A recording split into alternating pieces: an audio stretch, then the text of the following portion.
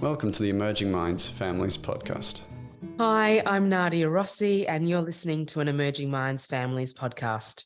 Welcome to part 2 of our series on exploring the complex issue of bullying. Last episode, we looked at the experience of children who are bullied. This episode, our focus is shifting to explore when a child is engaging in bullying behaviour. I would like to welcome back our guest, Jessica Staniland. Jess is a clinical psychologist and director of counselling and psychological services at Trinity Grammar School. Welcome back, Jess. It's great to have you here again with us today. So much for having me, Nadia. Jess, I know no parent wants to think that their child is engaging in bullying behaviour, but how do we recognise these behaviours may be occurring in our child? So often you will be told by a parent, another parent or the school. So I think often it does come up to you and you're told, but I think you might start to notice that there are some changes perhaps in the way that your child is engaging with their siblings. Maybe they're fighting more, there might be more aggression, reactivity. You might even notice that there's been some changes in their life, and it might be impacting how they're socializing, or it might be impacting how they're going with their learning. So I think it's really important for us to start to have a think. If we suspect that there is bullying, have a think about, has there been anything that has been a big change for them in their life that perhaps might have impacted them emotionally and socially to have led to the change in their behavior. You might have just touched on that, but what do we need to think about if our child is engaging in bullying behaviour? Yeah, so I think reflecting on what's going on for them, whether there's change, whether there's been a trauma, whether they're suffering from mental health difficulties, whether maybe they've shifted into a particular year and they're really struggling with the change in demands and expectations, or they're learning. Maybe they've started to develop a new group of friends at school, and maybe they're not as much of a great influence on them. Maybe, put together that results in some changed behavior. Is there a new diagnosis that they've just got? Are they struggling with social awareness? Are they a little bit behind socially and maybe missing some of those cues? Or do they think like some of their behaviors that they're engaging with are funny, and they actually just don't realize that they're having an impact on some of the other people around them? And Jess, can you talk about what parents can do to support their child if exhibiting bullying behaviour? The number one most important thing is to try and stay calm. I think jumping straight into being angry and setting big consequences and discipline around their behaviour straight away without having sat with it and understood it a little bit more is probably going to put your child offside and perhaps might not actually lead to the outcome that we want. So I think trying to stay calm, try not to jump straight into blaming them. But I think just exploring with them, do they understand what they're doing is actually regarded as bullying? Inform them what you've been told, whether that is that they've been told, by another parent or the school, that the behaviour is actually impacting somebody else. Try and gauge their understanding of why they're engaging in that behaviour, and try and understand, I guess, whether that's a new behaviour or whether it's something that they have been doing for a while. I think if there are two parents within the family, just make sure you're being really consistent in that approach, that you're presenting as a united front. We all have slightly different parenting styles to our co-parent, but I think it's really important to try and present similarly on these issues in particular. And then I think following that, just trying to do a little bit more problem solving with them around what had led to that bullying behaviour.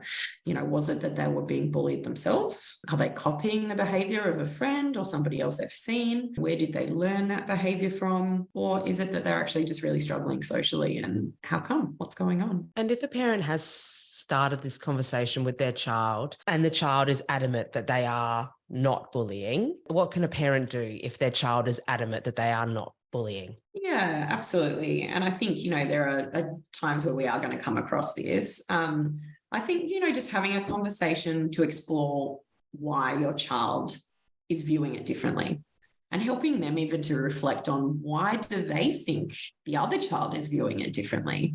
What's that about? How could they have got that view? How could they have come to that conclusion? Try and help them to do a bit of perspective taking. You could even engage in a bit of role play. Is it about an interpretation of behaviour or something they've said? So just trying to delve into it in a little bit more detail, particularly with the focus around perspective taking.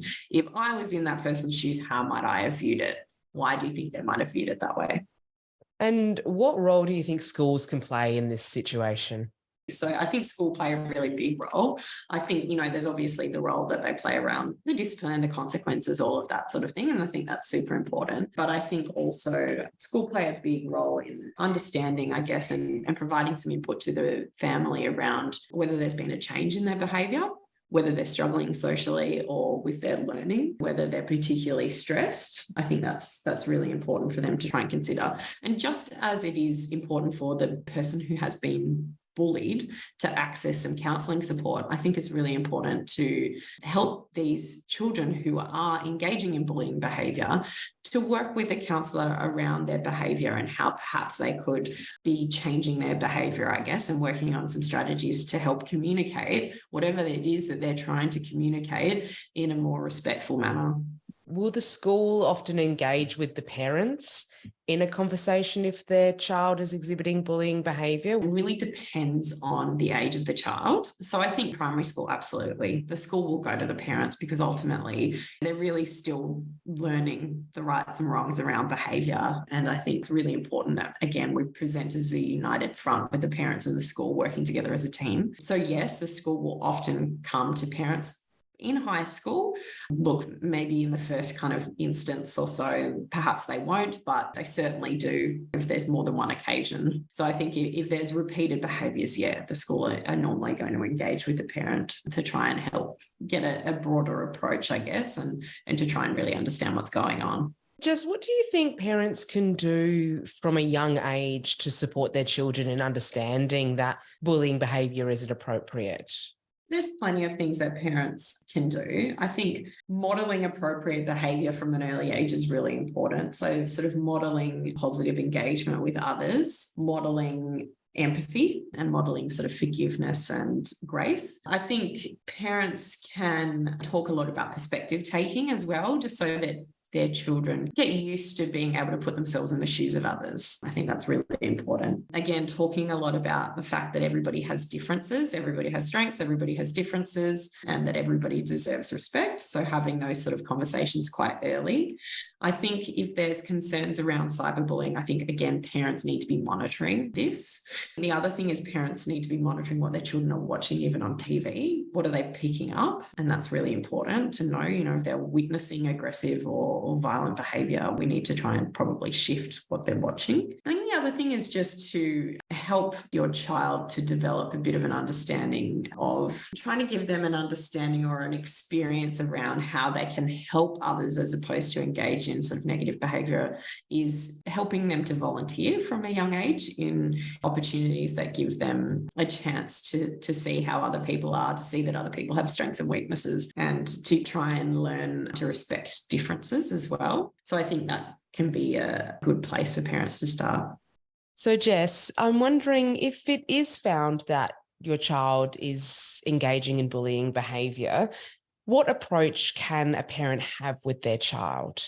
Yeah, so I think, whilst I've talked a lot about being really open and curious with your child around what is going on and how perhaps they'd interpreted a certain situation a certain way, I think, look, if there is concrete examples of them having engaged in inappropriate behaviour that is, mean, disrespectful, repeated towards another child, look, I think it's really important, especially from parents, to be able to have that conversation with your child that it's not acceptable and that it's not respectful behaviour and that's obviously disappointing. I think it's important to have that conversation in a really calm way. We don't want to yell, we don't want to go over the top. So I think it's important to make sure that there is a consequence, but also that there is a learning from it and that we can help support them to engage differently next time. And Jess, do you have any appropriate or age-appropriate consequences that you would suggest to a parent? Again, it really depends on the age of the child. I think removal of a particular privilege that they have, that might be removing time that they spend on their iPad or removing time that they spend on their TV is an appropriate consequence. But obviously the time that you do that is going to very much depend on their age. Younger children obviously need much less time removed, and it needs to be really immediate for them. Whereas for an older child, it might be able to be slightly longer, still should be relatively immediate, but you could wait for a period of time. So look, I think if you're having any difficulty with those sorts of things, I think it's really important to seek out a psychologist for support or access a parenting program. There's some really good ones out there. And I was just thinking, I'm wondering if you have any advice for parents who may feel their own emotions towards bullying if their child is displaying bullying behaviour. I know we've all dealt with bullying in different facets of our lives. So I'm wondering what advice you give to parents in that situation. I think that's a really good question. And I think we all probably experience that at some point. You naturally jump into that. I couldn't possibly have the child that's engaging in bullying behavior. Perhaps you've been bullied in the past, and perhaps you feel like you've talked about it a number of times with your child, and you're just so disappointed that you've got to that point, or mortified that other parents, what they might think of you. So I think it's really important that that stuff is about us, and to remember that that stuff is about us and it's not actually about our child. So I think at that stage, it's really important to step back and to recognize that actually that's my own stuff. That's not my stuff related to my child, and access support when you need it. I think that's a really important thing to do. Even just having a conversation with a friend or your partner or your husband, wife about how it's making you feel, but doing that at a time where you're not doing it in the presence of your child is really, really important. So try and separate. If you're feeling agitated, frustrated, that is not the time to have a conversation with your child around their behavior, because ultimately it ends up being a negative conversation and it's being fueled by our own feelings. So I think deal with our own feelings and behavior first. When you're calm, come back and have the discussion with your child. Jess, how can we foster a culture in our young people that values kindness, understanding, and acceptance? It really comes down to that, starting conversations around empathy, perspective taking from an early age. I think, again, talking about everybody has strengths and weaknesses, reading books that look at those sorts of things is really important. Looking at books that talk about everybody deserving respect is really important. Having conversations with your child about what they see on TV is not always real life, and actually shouldn't necessarily be a role model for how they engage in behavior. I think you find even in cartoons these days, there's some aggressive behavior, and you think, gee, if my child is watching that, is that what they think is an appropriate behavior to engage in? So I think helping them to decipher and to understand and to process some of the information that they see out there is really important from an early age. And that's our role as a parent, is to sort of say, we want to pay attention to that, but we probably don't want to pay attention to that. Is there anything else you think parents need to consider that we haven't covered around bullying behaviour? Look, the biggest thing is I think that there are often reasons why children are engaging in bullying behaviour. And I think it is the role of the parents, but also with the support of the school and possibly a school counsellor or an external psychologist, to uncover that. Why is it that my child is engaging in inappropriate behaviour? And sometimes it's about underlying challenges that perhaps we didn't realise they had. Sometimes it might actually be about them having witnessed something that you didn't realise that they'd witnessed. Sometimes it actually comes down to, gee, have we accidentally reinforced negative behaviour as parents at home? And perhaps we need some support around parenting at this particular age. Like maybe we need some super parenting strategies, and maybe that involves us going and accessing a parenting program or going and seeing a psychologist ourselves. Is it that perhaps there's been a period of roughness at home and there's been a lot of stress and strain, and perhaps we might have even dropped the ball around monitoring our child and how they're engaging? Is the sort of conflict resolution that they're witness to not actually what we want for them down the track? And is it that we need to shift that as well? So I think focusing on what might be going on for your child is a really important thing to do, being really inquisitive and curious around what might have caused us to get to this point.